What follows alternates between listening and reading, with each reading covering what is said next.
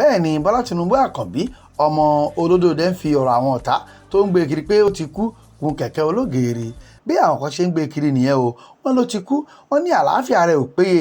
Bẹ́ẹ̀ ni Tinubu Àkànbí ń ṣe àárẹ̀ gidigidi àti pé níṣe ni wọ́n lù jáde kúrò lórílẹ̀‐èdè yìí tí wọ́n sáré lọ fún ní ìtọ́jú kó má bàa ṣe wẹ́kẹ́ lójijì.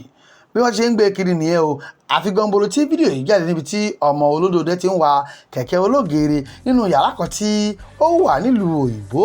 Ṣé ariwo tí àwọn ọ̀tá ẹ̀ ń pa kiri tẹ́lẹ̀ ni pé bí ètò ìpolongo ìbò ṣe fẹ́ bẹ̀rẹ̀ làwọn èèyàn ti fura pé ara ọkùnrin olóṣèlú tó jẹ́ aṣáájú àti ògúnnágbòǹgbò nínú ẹgbẹ́ òṣèlú APC kò yá gidigidi o. Wọ́n ní ohun tí ó mú ọrọ̀ sínú bàálù nìyẹn o, kó lè tètè lọ gba ìtọ́jú lókè òkun. Ṣùgbọ́n ọkọ̀ Olúrẹ̀mí ti ní kí wọ́n bọ́lẹ̀ níbẹ̀ yẹn o, kókó ní ara ọ̀tá tòun lè.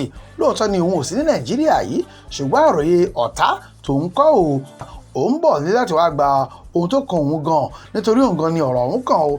Ètò àkóso léèdè yìí lẹ́yìn Muhammadu Buhari ẹlẹ́kọ̀ọ́ tòun gan ni kí gbogbo ọmọ Nàìjíríà pátá ó máa kó mọ́mọ́ wọn àti àkàrà bọ̀ wá bá, nítorí òun gan ló kàn. Kí wá ní Bọla Tinubu Àkànbí ọmọ ìyálọ́jà ń ṣe o? Kẹ̀kẹ́ ni o, báísíkùlù ni ọmọ olódò ń wà o, tó ń sọ fún àwọn ọ̀tá ẹ̀ wípé òun gan lọ̀rọ̀ òun kàn. Bẹ́ẹ̀ ni kókókó ni ara ọ̀tá tòun le.